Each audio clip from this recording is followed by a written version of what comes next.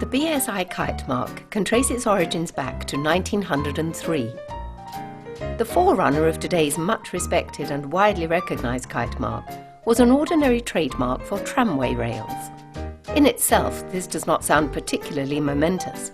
However, standardisation of tramway rails helped to reduce the number of rail sizes from 75 to only 5, and in the process was estimated to have saved the industry the huge sum of £1 million.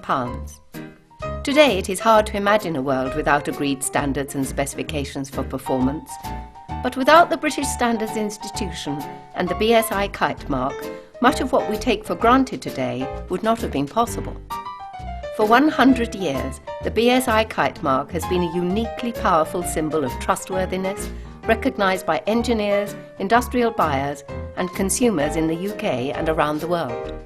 The Kitemark has become synonymous with quality and become interlinked with the economic successes of the last 100 years.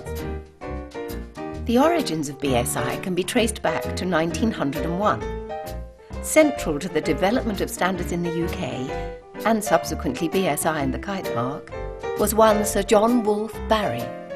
Sir John was convinced of the need for standards in iron and steel production, and in 1901 set up a standardisation committee at the British Iron and Steel Association, with the aim of agreeing standards for iron and steel sections.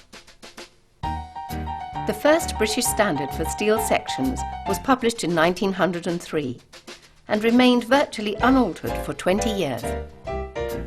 Having established the need for standardisation at the turn of the century, progress was steady up to the First World War. The war provided a major stimulus to the standards movement, and by 1920 there were 300 committees engaged in standardisation work, as compared with only about 60 before the war.